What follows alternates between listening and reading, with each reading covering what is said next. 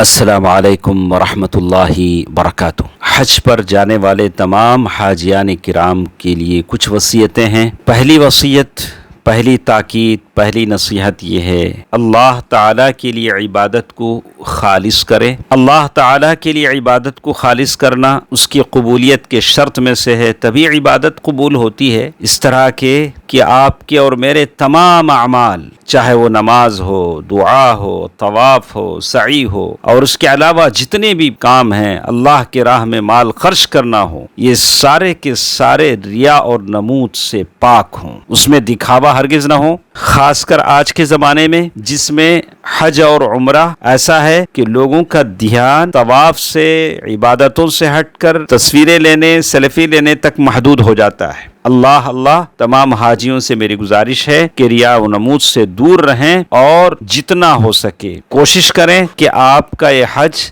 خالص اللہ سبحانہ و تعالیٰ کے لیے ہو۔ اللہ سبحانہ و تعالیٰ نے قرآن مجید میں ہی بات اللہ تعالیٰ نے فرمائی، سورۃ الزمر آیت نمبر 3، الا للہ الدین الخالص، خبردار اللہ تعالیٰ ہی کے لیے خالص عبادت کرنا۔ فضیل بن عیاض رحمہ اللہ سورۃ الملک آیت نمبر 2 کی تفسیر میں فرماتے ہیں، سب سے اچھے عمل سے مراد مکمل خالص اور مکمل صحیح عمل ہے۔ اگر آپ کا اور میرا عمل خالص ہو لیکن صحیح نہ ہو تو قبول نہ ہوگا، اور اگر عمل صحیح ہو لیکن خالص نہ ہو تو قبول نہ ہوگا۔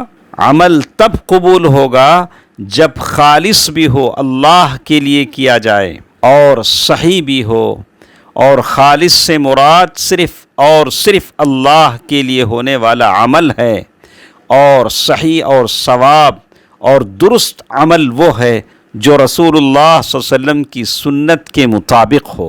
تمام حاجیوں سے میری گزارش ہے کہ یہ پہلی وصیت ہے، پہلی نصیحت ہے، پہلی تاکید ہے کہ میں اور آپ اپنے اس عمل کو، اپنے حج اور عمرے کو ریا و نمود، دکھلاوا، شہرت اور اس طرح کی چیزوں سے بچائے رکھیں۔ یہ میرے لیے اور آپ کے لیے حج مبرور ثابت ہو۔ اللہ تعالیٰ سب کو عمل کی توفیق دے، آمین۔